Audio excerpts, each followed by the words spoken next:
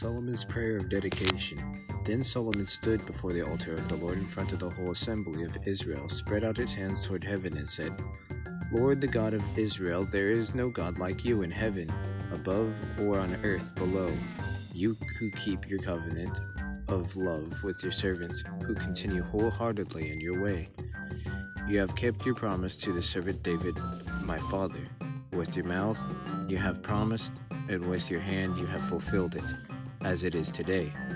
Now, Lord, the God of Israel, keep for your servant David, my father, the promises you made to him when you said, You shall never fail to have a successor to sit before me on the throne of Israel.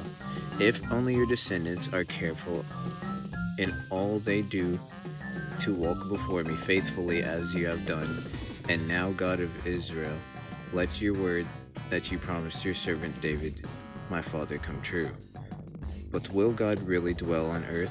The heavens, even the highest heaven, cannot contain you. How much less this temple I have built?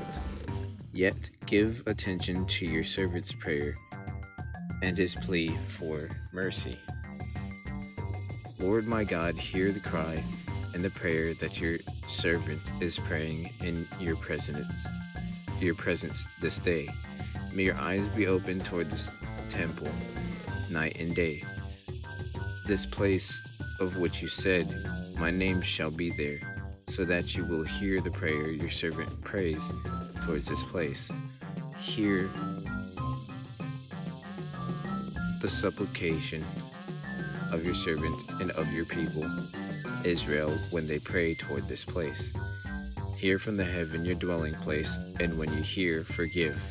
When anyone wrongs their neighbor and is required to take an oath, and they come and swear the oath before your altar and this temple, then hear from heaven and act. Judge between your servants, condemning the guilty by bringing down on their heads what they have done, and vindicating the innocent by treating them in accordance with their innocence. When your people Israel have been defeated by an enemy because they have sinned against you, and when they turn back to you and give praise to your name, praying and making supplication to you in this temple, then hear from heaven and forgive the sin of your people.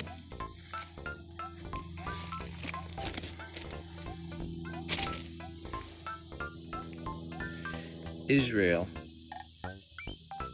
and bring them back to the land you gave to their ancestors. When the heavens are shut up and there is no rain because your people have sinned against you, and when they pray toward this place and give praise to your name and turn from their sin because you have afflicted them, then hear from heaven and forgive the sin of your servants, your people Israel. Teach them the right way to live, and send rain on the land you gave your people for an inheritance.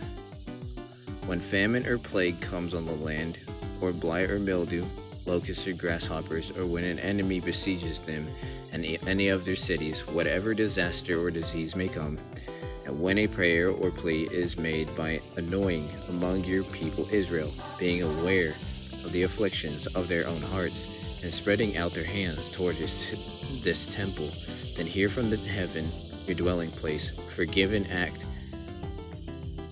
Deal with everyone according to all they do, since you know their hearts, for you alone know every human heart, so that they will fear you all the time they live in the land you gave our ancestors. As for the foreigner who does not belong to your people, Israel, but has come from a distant land because of your name, for they will hear of your great name and your mighty hand and your outstretched arm when they come and pray toward this temple. Then hear from heaven your dwelling place.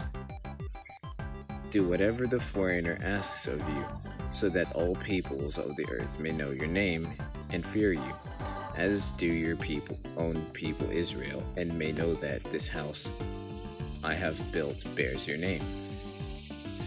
When your people go to war against their enemies, wherever you send them, and when they pray to the Lord toward the city you have chosen and the temple I have built for your name, then hear from heaven their prayer and their plea, and uphold their cause.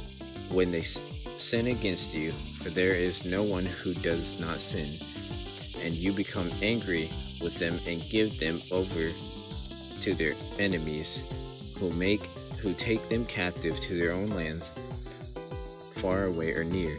And if they have a change of heart in the land where they are held captive, and repent and plead with you in the land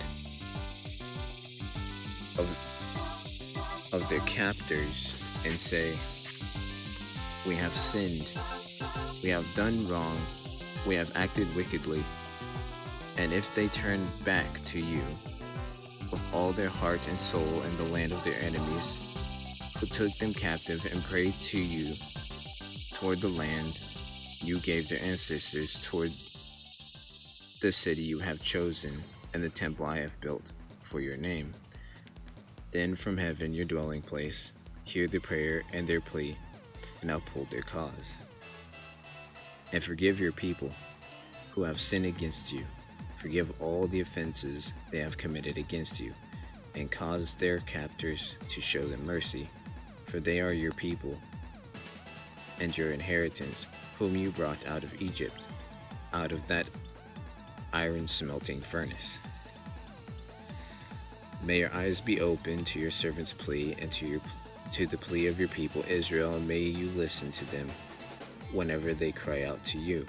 For you singled them out from all the nations of the world to be your own inheritance, just as you declared through your servant Moses, when you, sovereign Lord, brought our ancestors out of Egypt.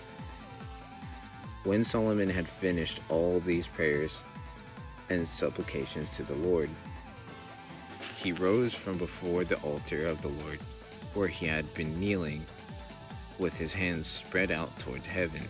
He stood and blessed the whole assembly of Israel in a loud voice, saying, Praise be to the Lord, who has given rest to his people Israel, just as he promised.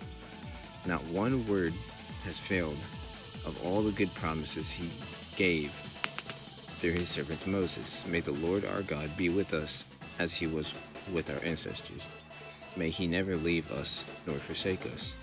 May he turn our hearts to him, to walk in obedience to him and keep the commands, decrees, and laws he gave our ancestors. And may these words of mine, which I have prayed before the Lord, be near to the Lord our God, day and night, that he may uphold the cause of his servant, and the cause of his people Israel, according to each day's need, so that all the peoples of the earth may know that the Lord is God, and that there is no other. And may your hearts be fully committed to the Lord our God, to live by his decrees and obey his commands, as at this time. The dedication of the temple, I'll get to that next time. I will see you guys in the next video.